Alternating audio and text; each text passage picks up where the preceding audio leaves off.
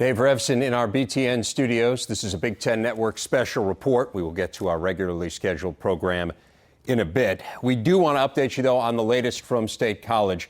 Joe Paterno was to address the media today in his normally scheduled Tuesday news conference.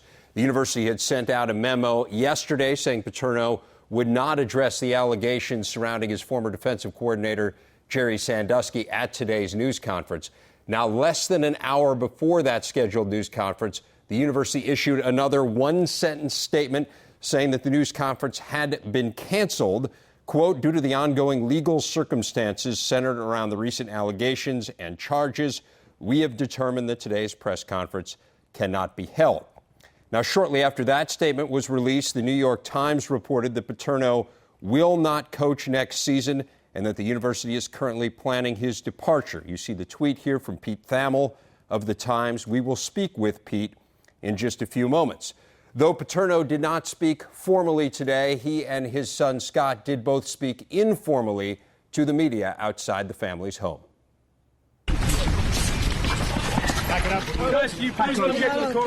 I know you guys have a lot of questions, and I was hoping I was going to be able to answer them today.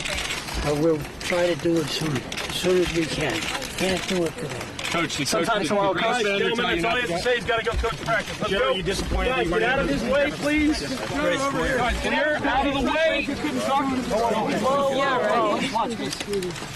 Coach, what's the worst part of this for you? There's not we said there's no negotiations going on about anything. The New York Times reports the New York Times report. You have to get their sources from them. As of right now, Joe will be coaching on Saturday. He's getting ready for practice. Coach, that's all we have right now. Paterno will not be leaving this at the end of this year, as far as you're aware. There's no discussions at that point on that, everyone. Coach, guys, we have not been contacted by any New York Times source. Okay, so at this point, all I can tell you is everything is as it was. The press conference was called off by the university. We are looking to arrange for another press availability at some point in the next 24 hours. When we have that arranged, we will let everyone know. This was not the coach's decision to shut this news conference down then? No, the coach did, in fact, wanted to answer questions about it, and he will. It's just, this is, my mother's in there trying to bake cookies, guys. This is my parents' house. This is their front yard.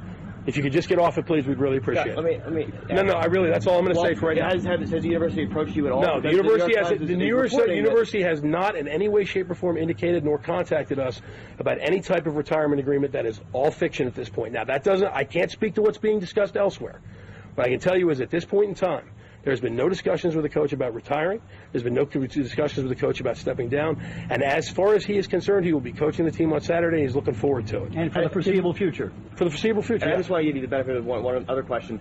Should we read into anything that you are sort of acting as a spokesman for your father instead of the university?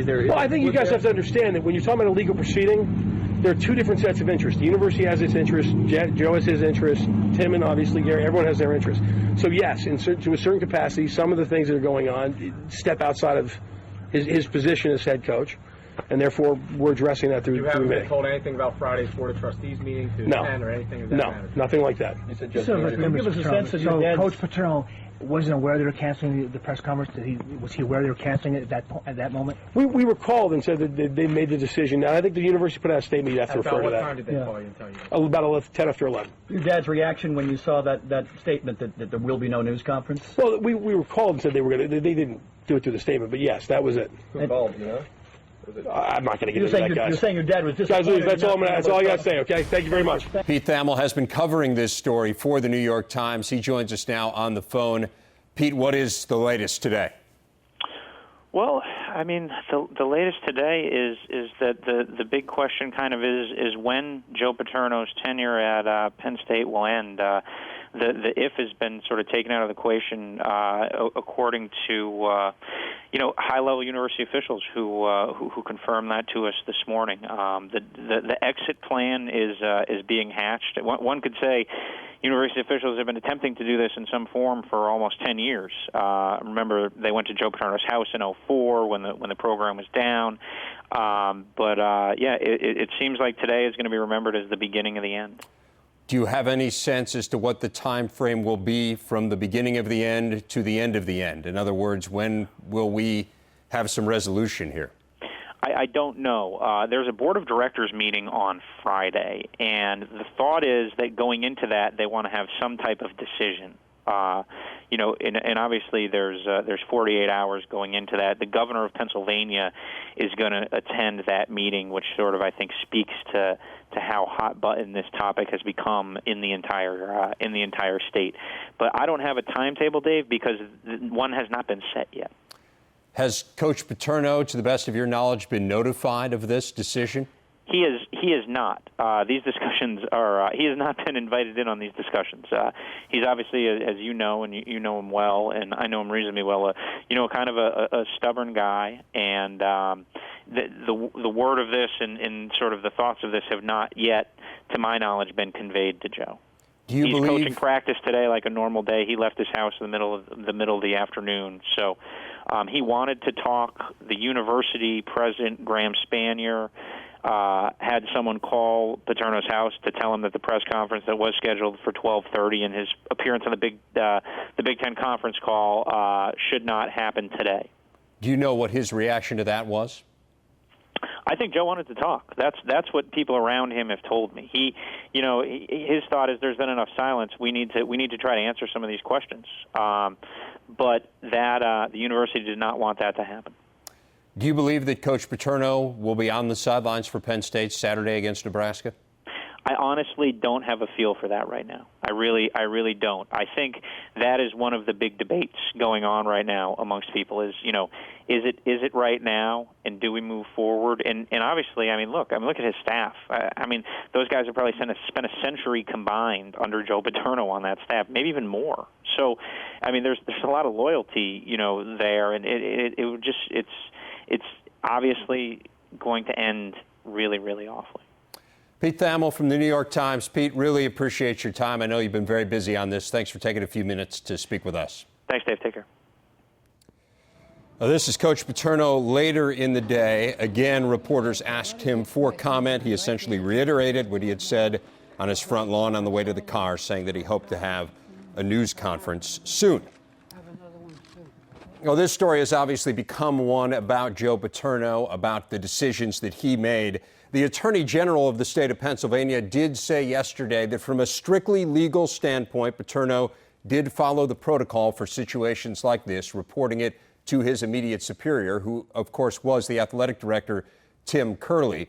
Now, Curley has subsequently been charged with perjury in this case, and his attorney spoke out very strongly in his defense today. This is the statement from Caroline Roberto, who said, quote, "Perjury is the prosecutor's charge of last resort. They charge it when they can't prove that the person did anything wrong. The evidence will show that he reported what he knew up the chain of command." That, of course, a reference, he being Tim Curley. "The charges against Mr. Curley are weak. We're ready to fight this case, and we are ready to win." And now welcome in Big Ten Network analyst Gerry DiNardo. And Jerry, this has become a story very much about Joe Paterno, as I mentioned, but at its core, it is a story about Jerry Sandusky, the former defensive coordinator, and the children that were allegedly sexually assaulted by him. Let's back this up just a little bit, because this is the first time that you have spoken about this. What are your thoughts as you take in the totality of all this, of everything that transpired up until today? My emotions are in line with how I've heard most people express themselves. This is a repulsive crime against children, and we hope that whoever was involved is prosecuted the right way. My experience is much different. My experience in the athletic world, my experience in the staff room, my experience in the locker room, my experience in football facilities tells me that it's highly unlikely that what McCreary told the grand jury has stayed among only a few people. The coaching fraternity is a very close fraternity. You spend hours and hours with one another. Graduate assistants gravitate to full-time assistants. They confide in them. They ask for their counsel. I just find it hard to believe, and it may be true, that only a few people knew about the incident in 2002 with Jerry Sandusky. And if I am correct, I think a lot of people, under the guise of educators, have let down the victims on a lot of different levels, and that's very obviously disturbing. What do you think of what happened today? Coach Paterno going to practice, kind of the totality of the day on campus in State College. disappointed because Joe wanted to speak. And when Joe was younger, he wouldn't have stopped because the university told him to stop. Haven't we gone down this path since maybe 1998, the first time these allegations started? Haven't we all tried to cover things up? Isn't it time now that we let Joe speak? We let him address the victims. We let him tell his side of the story.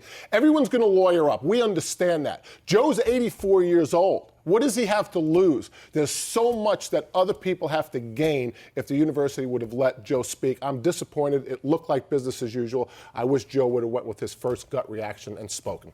Obviously a troubling day, a troubling week in State College, an evolving story, and one we will continue to cover. Big Ten football and beyond airs tomorrow night, Wednesday night here on BTN, and we will have more coverage then. Gerry DiNardo, I'm Dave Revsine. We return now to our regularly scheduled programming.